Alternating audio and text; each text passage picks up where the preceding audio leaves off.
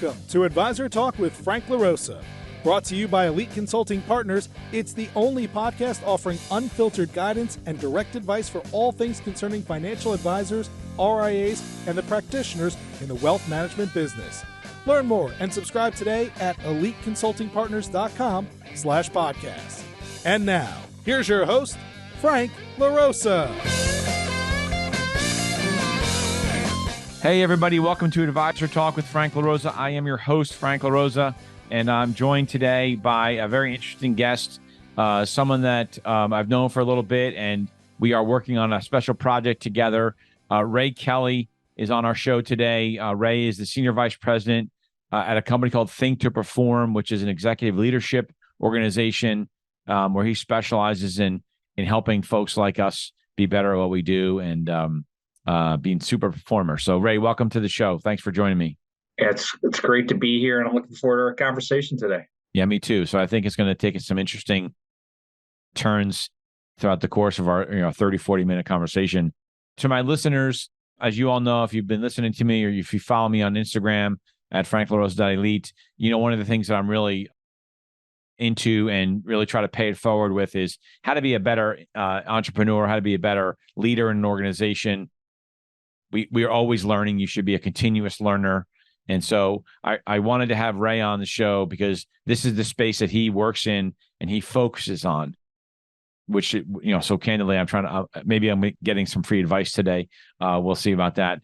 But then the other thing that is exciting is Ray and I are partnered together on something that several of us, really 5 other great leaders within the financial service community partnered on called the Financial Advisor Success Syndicate, which is a group of us that have created this mastermind organization specifically designed for financial service professionals, where they can hear from someone like Ray, someone like John Cutton, who's one of the founding partners as well as a top 5 Barron's advisor.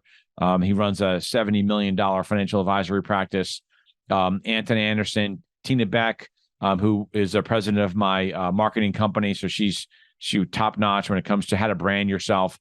John Randall, XFA advisor coaching, works with tons of advisors. So it's this group of us that have come together to sort of pay it forward, to give members sort of behind the scenes, not private, but behind the scenes conversations, and a group where you can pose ideas. And if you're trying to figure out compensation plans for your assistants and you're looking for more advice than just the dozen or so advisors in your office, that you can reach out to someone in the organization and create these great relationships.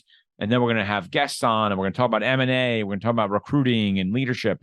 So that's sort of what Ray and I are going to talk about today is a little bit of everything. But what I wanted to do, and as I finish my rant, sorry, I'm excited about the opportunity, but I wanted to just start with Ray, getting my audience to understand who you are, what is Think2Perform, and why is it so important in this environment today? Leadership development is always important, but I think more so now than ever before with the trend of W-2 advisors going into the independent space. I think advisors need it more than ever. So let me just start with your background and we'll go from there. Yeah, again, I'm just as excited as you are about the Financial Advisor Success Syndicate. I think it's an opportunity for us to you used the word free advice. It's this group, this initial 7 founders, all are experts in different parts of the financial services industry. And we want to get back, pay it forward. And then we're going to allow us an avenue, a community where we're getting together in front of all of you is every week and talking about our area of expertise. And my area of expertise and Think2Perform's area of expertise is on the leadership side. Specifically, one of the things that I do know about the industry is how it's growing so fast and the consolidation that is occurring all over the place. The teams are getting bigger and bigger. The size of the practices are getting bigger and bigger. I saw a slide at a conference a number of years ago. It was right before the pandemic, and I wish I had the slide with me. But it showed the number of baby boomers retiring for the next decade at a record rate. Actually, it was peaking this year, 2023, but for the next 7-8 years, it's all-time record number of boomers retiring. At the same line, I called that was a blue line on the slide graph. Then there was a red line that showed the number of financial advisors in the industry going down. And that's because a lot of those baby boomers are retiring are people like us who are in the industry, gray hair and balding. Okay. They're not planning on doing this into their 80s. So a lot of them are leaving the industry and we're just not replacing them at the same rate. So it's slowly but surely going down the number of advisors. You put those two things together, boomers retiring at a record rate and the number of financial professionals going down a little bit.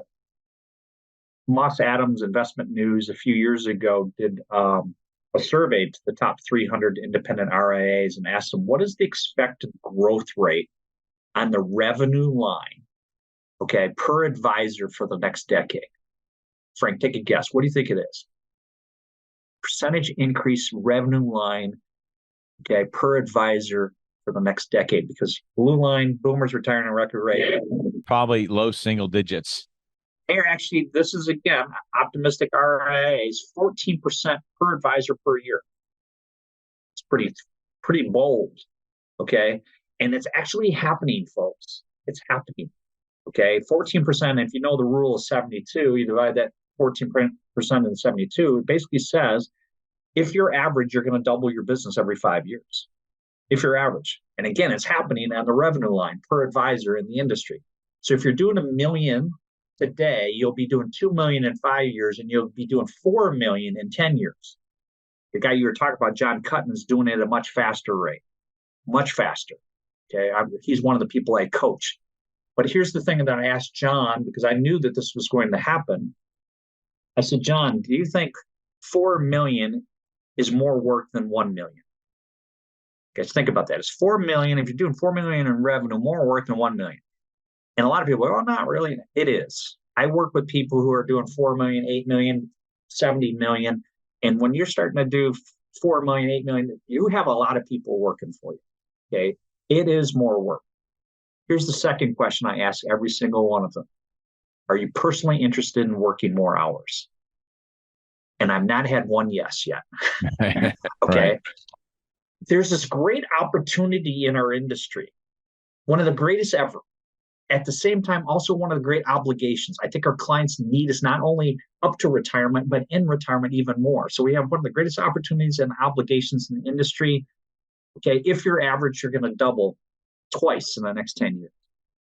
If you don't want to kill yourself, because it is a lot more work, key jingle block will be leadership. How to get it done through others. Okay, one of my messages for everyone when I'm out talking to people is, we're seeing the technology changes, Frank. It's amazing. Okay, if you're not seeing the changes, you need to change firms. Okay, you're in the wrong place, because these companies are investing in technology. I call it high tech, high touch. Okay, a lot of you don't control tech, how it's developed, artificial intelligence, all of the different things, but you do control whether you use it. And I want you to think about this. My first big message to all of you is embrace the technology. It ain't going away. Embrace it. And if your company doesn't have it, you better think about changing, because you need to be investing capital in the technology changes. The high touch, you control. Okay, high touch. And that's one of the things that we help people with, is how to actually high touch, both in terms of the people you lead, okay, your leadership skills, but also with your clientele. Okay, and there are a lot of different things you can do in that space. And that's what we do at Think2Perform, is help people with both of those things. How to take this to your clients, but also how to take this to the people you lead, including yourself. Tell us a little bit about your background. Where did you come from? How did you start with Think2Perform? I can go all the way back to I grew up in Michigan. So you and I were talking football earlier. I know Frank was a football coach, played a little football. I wasn't very good. But I went to the University of Michigan. It has a decent team. I was a finance major there, and you guys may remember those days back in college where companies would come in and interview, and the internet didn't exist. So you really didn't have a lot of information about the companies, but this little company called IDS Financial Services came to campus, and they had finance in their name and I had finance in my name. I thought we had a match. I had no idea what they did. They offered me a job, and I started their corporate headquarters. And my first job, Frank, was I was an internal auditor. And what I learned there is what I never wanted to do again. I hated it. I spent 13 months, 3 weeks, 4 days, and about 6 hours in audit. Couldn't stand it. But what I did learn is what we did as a company. We helped clients achieve their financial goals and dreams. And I said, I need to go on the client-facing side of the business. So that business IDS, for most of the people know this, became American Express. Financial Advisors now is Ameriprise.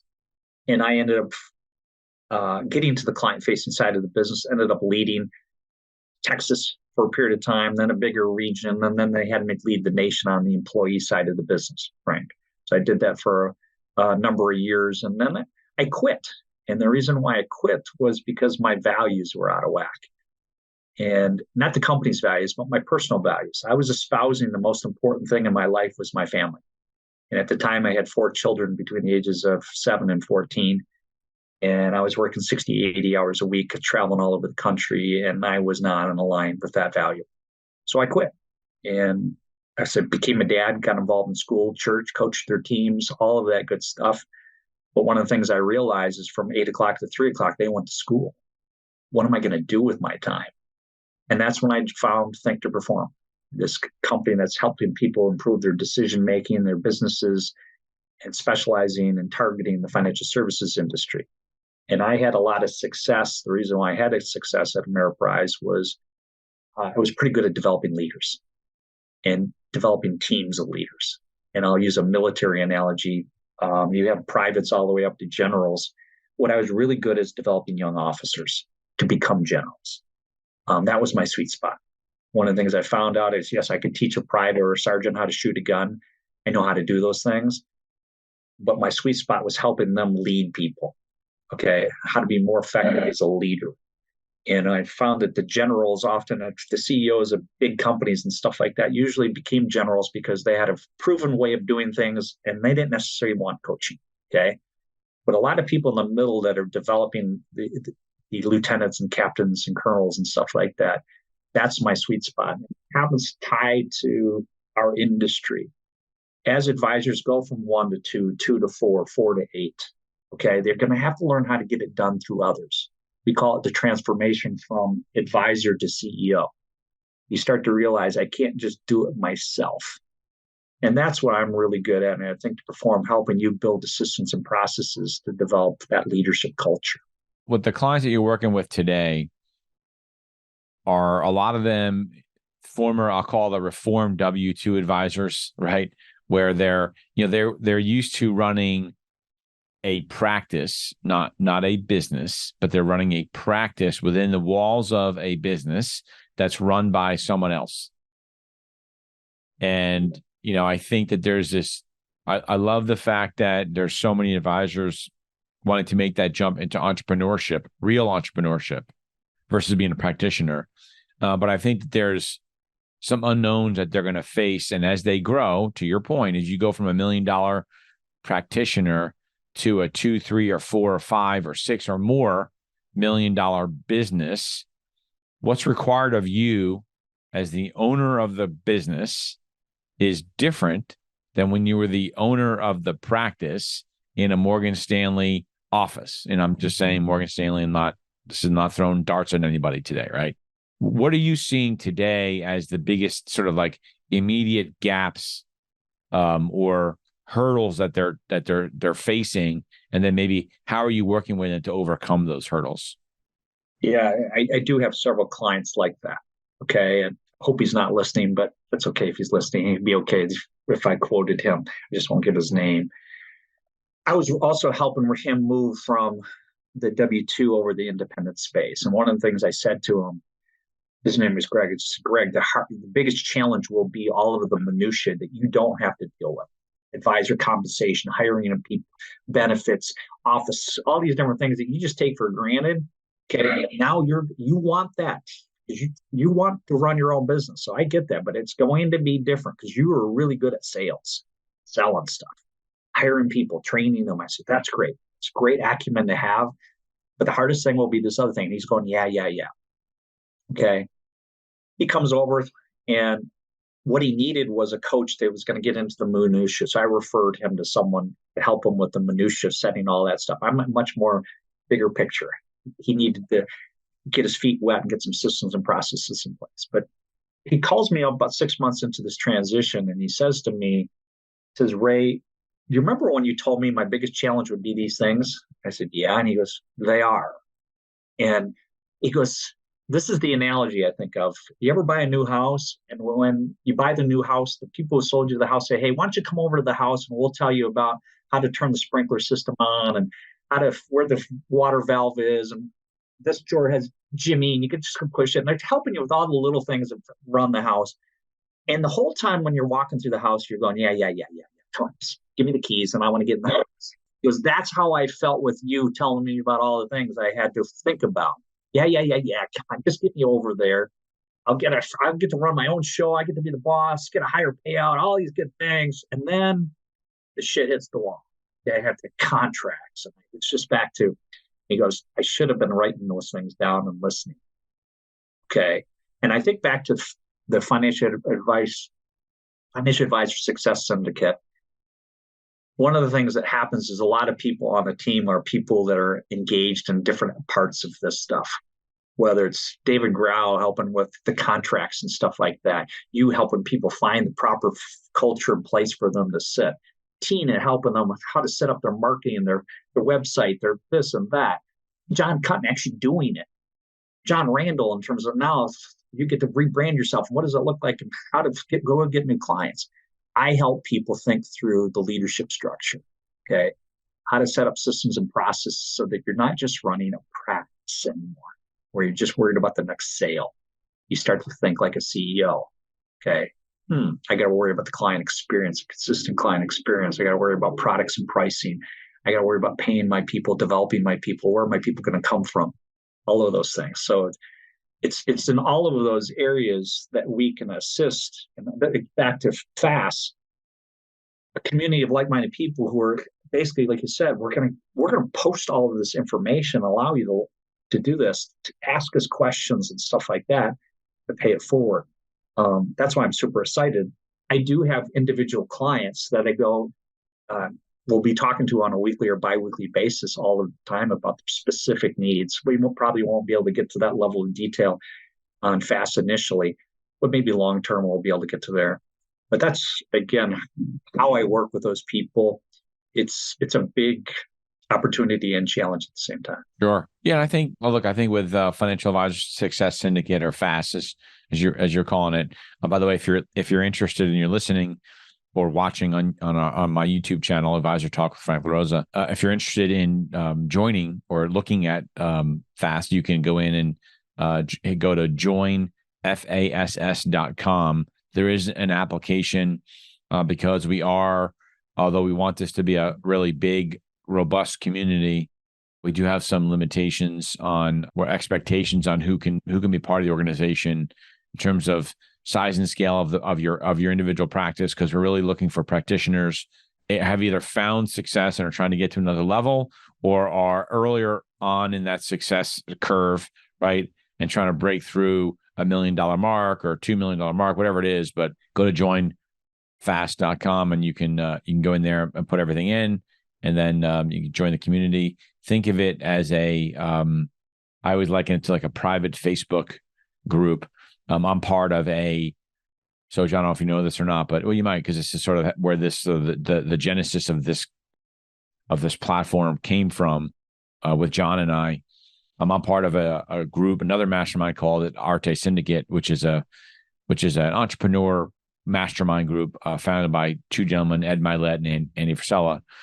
And we were talking about this and how great it is, and it's the camaraderie and the sharing of ideas amongst the people in the group, not necessarily the leaders of the organization, right? Yeah, they, like for FAST, you're going to be on a call, you'd be on a live call answering questions. I'll be on a live call. John and everybody else will be on calls and answering questions. But what I'm really hoping for, at least, it was one of the founding members, is that we build a group of a couple hundred. I think we're already at 150 or so applicants, and we haven't even opened it up yet.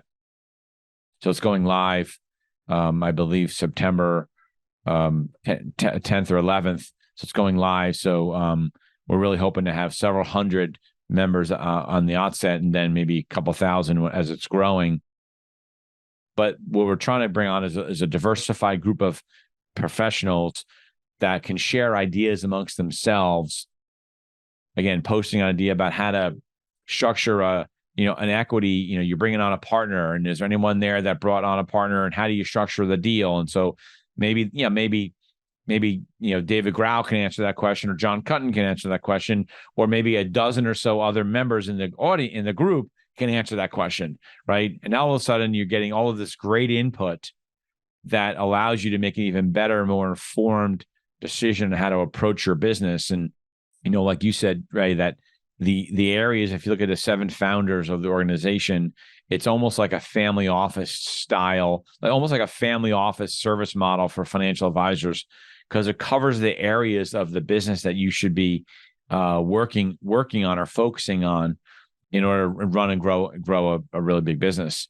What are you hoping to get out of the Financial Advisor Success Syndicate?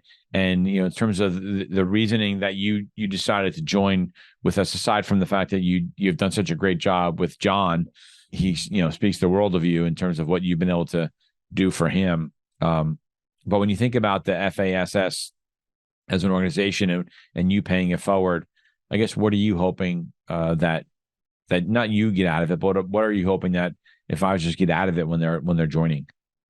Well, there's 2 things. It's what I will get out of it, but what I'm hoping everyone else does too. My personal why, I think why I was placed on this earth was to help shape cultures.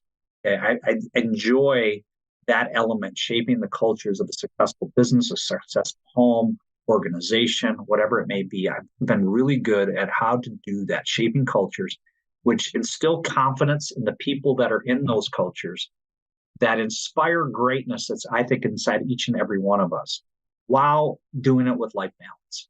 Okay, this is what I'm good at. And what I'm hoping to do, when John first pitched this to me, I said, I'm in. And it was because we're giving back at the same time, we're going to get some stuff back.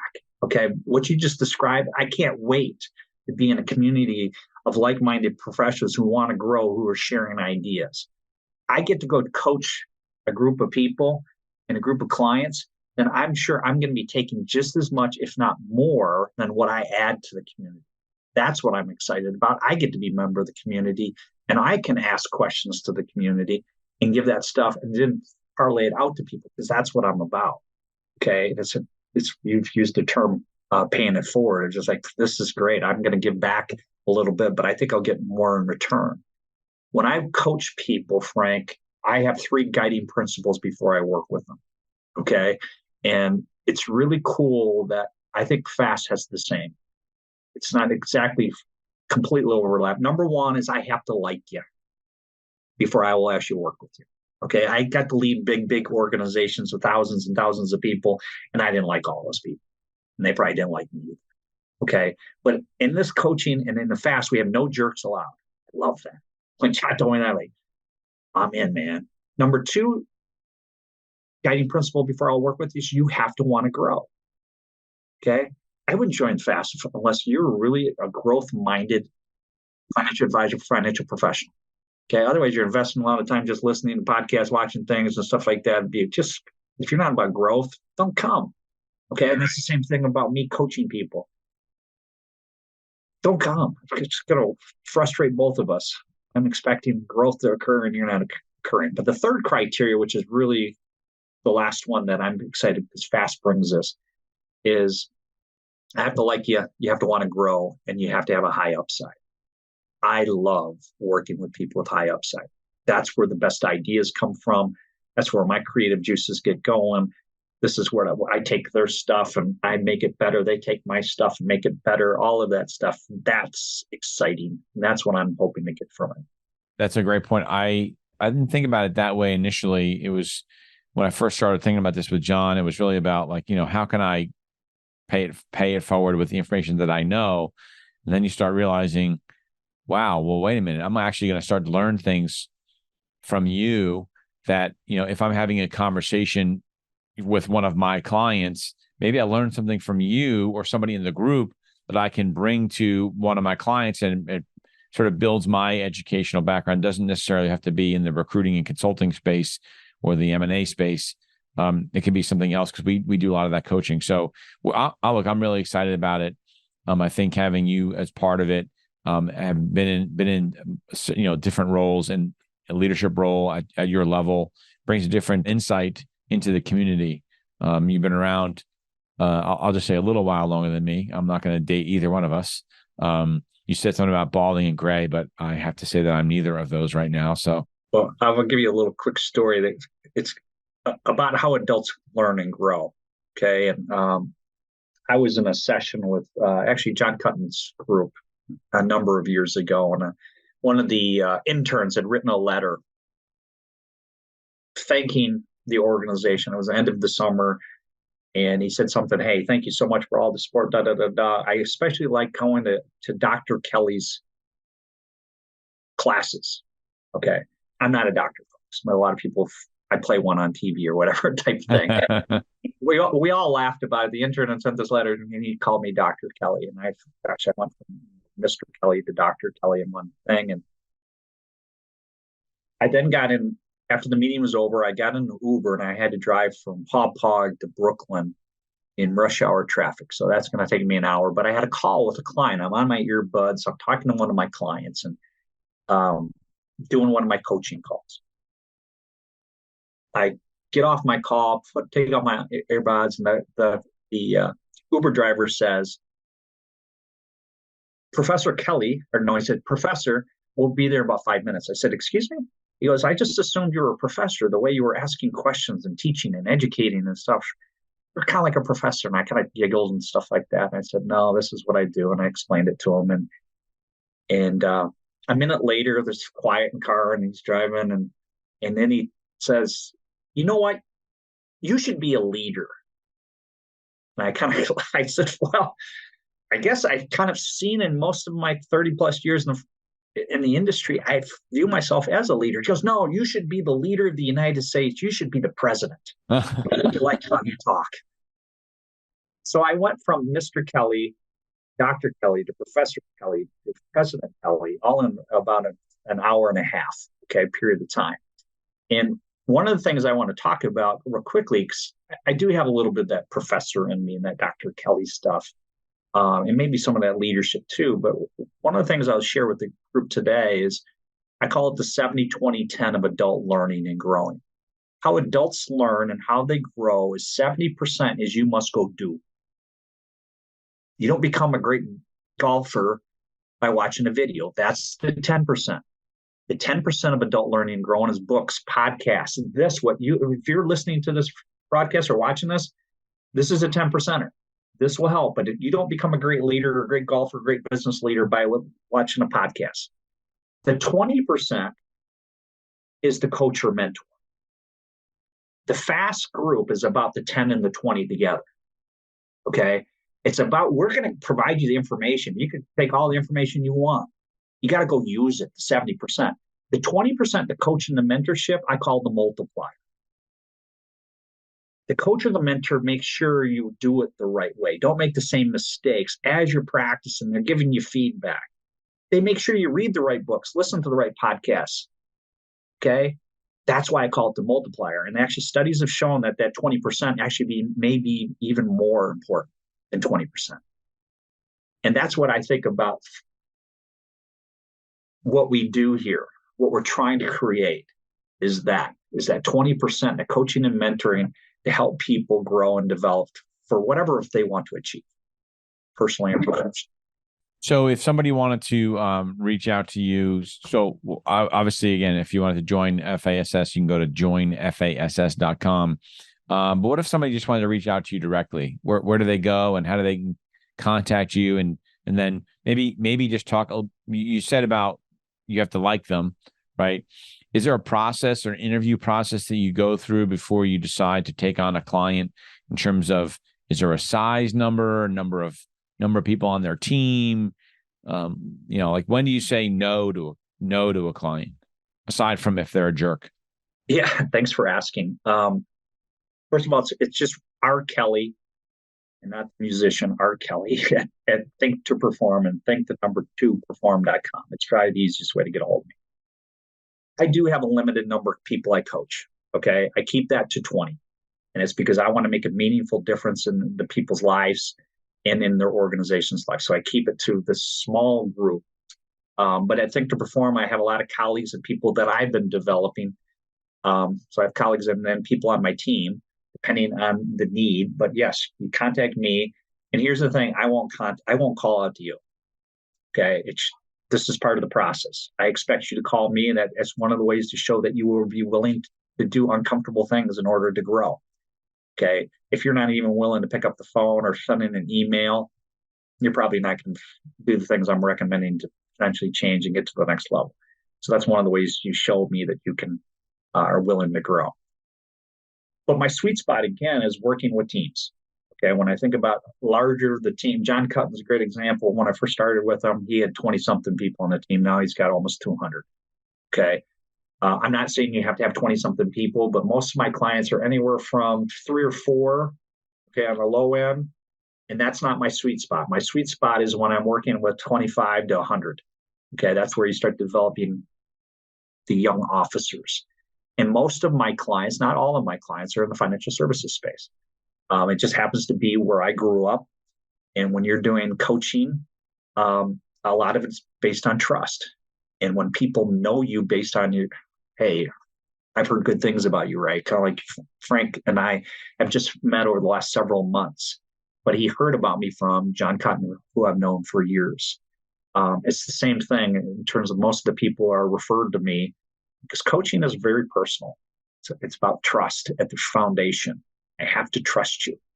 And I can give transparent trust when someone you trust a lot goes, hey, this guy's a really good guy. Most of I'll call it the cold calling type thing, doesn't work nearly as well in the coaching business. They have to have that personal endorsement or know you. And sometimes it takes a while to get to that. So if someone does approach me who doesn't know me, I will do some due diligence. I will call people within the industry. I usually know people from your company, and I'll find out your reputation and stuff like that, because I will not work with jerks. And I have said that to people. I'll tell you, these are the 3 things, and I may not say which one you don't meet. Right. Go, I'm going to have to pass. You'll have to work with someone else, because I do not ever want anyone ever again on my calendar when their name shows up. I get a pit in my stomach. Not going to happen anymore. I'm excited when I go into work at the beginning of the day, and when I leave my office, which happens to be in my home. My wife always says you walk out with a big smile on your face. And it's because I get to live my why every day. Yeah, and I think if you don't bring on the right clients, it's just like an advisor's practice, right? If you don't bring on the right clients, it actually can detract from your success. It detracts from the success of your team, because if you're left, if your support staff is left working with that client, it sucks the life out of them for when your good clients call. And now they're all banged up because they just got yelled at by some client that was complaining about, why their statement didn't come, on the day it was supposed to come, or some random bullshit question.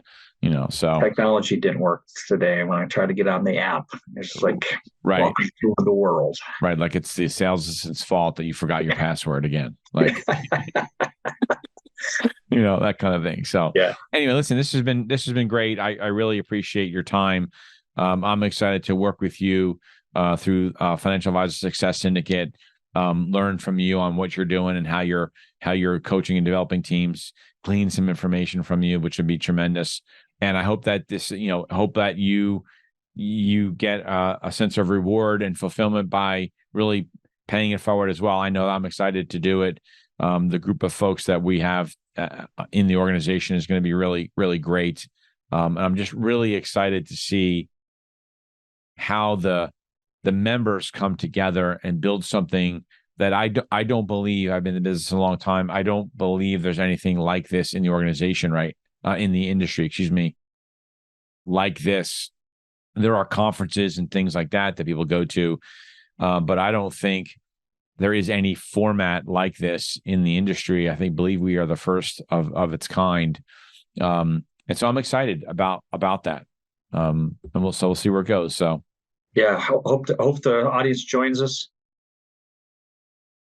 And again, Frank and I were connected a few months ago, so it's going to be great learning from you. And hopefully you will pick a few things up from me, and hope many of you out there choose to join us. Awesome. Thanks again, Frank, for having me. No, I appreciate it. And for my listeners, thanks again for joining us. Don't forget to like and subscribe on Apple, iTunes, wherever you listen to your podcast, or if you're watching us on YouTube, which is Advisor Talk with Frank LaRosa on YouTube. Check my Instagram page out at franklarosa.elite. Always hit me up on LinkedIn if you have any questions. You want to learn more about the Success Syndicate, or if you want to reach out to Ray, you can reach out to him. His bio and his contact information will be in the link on our podcast, so you can get it there. And I look forward to seeing everybody in the group. Thanks a lot, and Ray, thanks a lot for joining me. Bye now. Thanks for listening to Advisor Talk with Frank LaRosa. If you're looking for more advice or solutions on any topics in the financial services industry, or you just want to subscribe to our podcast, head on over to eliteconsultingpartners.com/podcasts.